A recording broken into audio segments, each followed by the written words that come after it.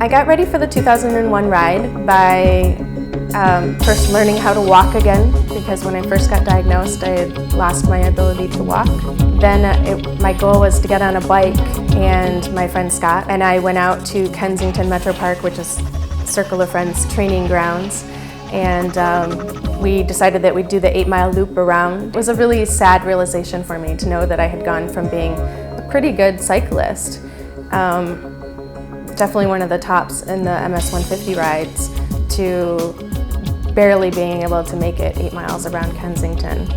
I knew at that point that with some good training and a lot of support from Scott and my family, that I would be able to get across the finish line. And sure enough, I made it across the finish line. I did do some permanent damage to myself, MS-wise, because I relapsed because of the stress that I put my body under.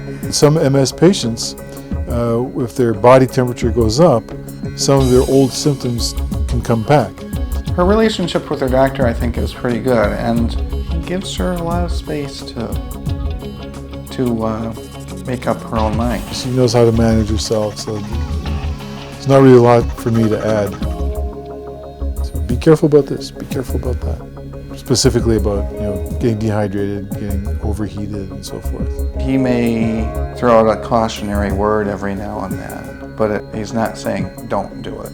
He's saying if you feel this or this or this or this way, stop, rest, cool down, hydrate well, like anybody else.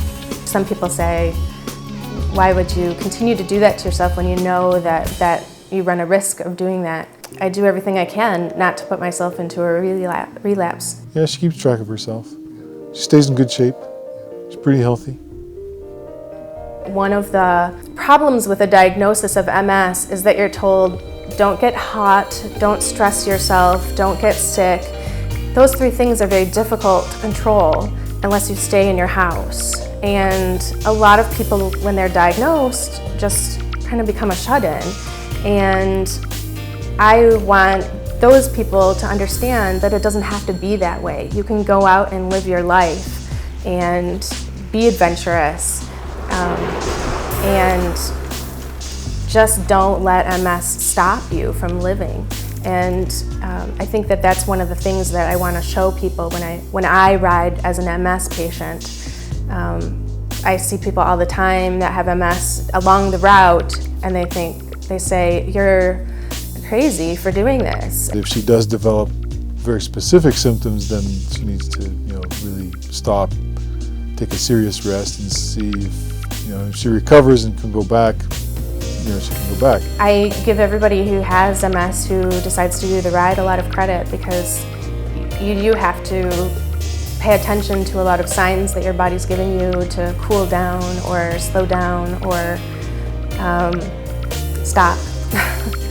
She uses ice to cool down her body at each rest stop. The rest stops seem to occur approximately every 10 miles or 12 miles. And you can heat up quite a bit in that period of time. I'm lucky enough to have my dad's girlfriend, Judy, who has an air-conditioned car that stops at random stops.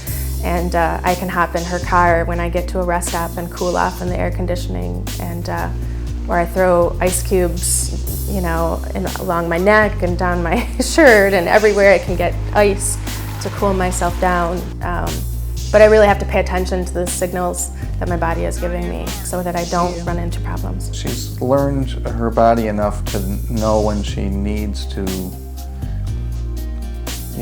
drink a cold drink or put ice, on herself to cool down, or give in to the fatigue for half an hour before she gets back on the saddle. It's very meaningful to have my dad on the ride for me.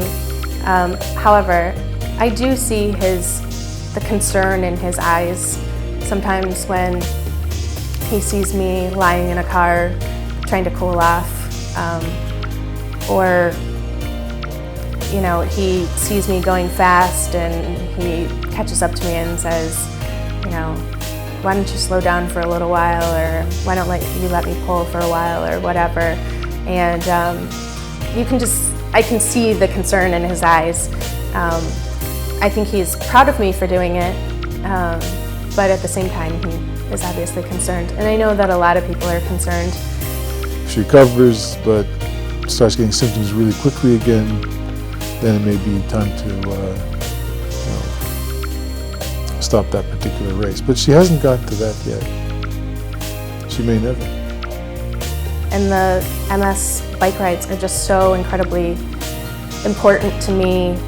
It's just a part of me. So to give up doing the bike rides, I think that I would be giving up a part of myself, and I don't want to allow MS to do that to me.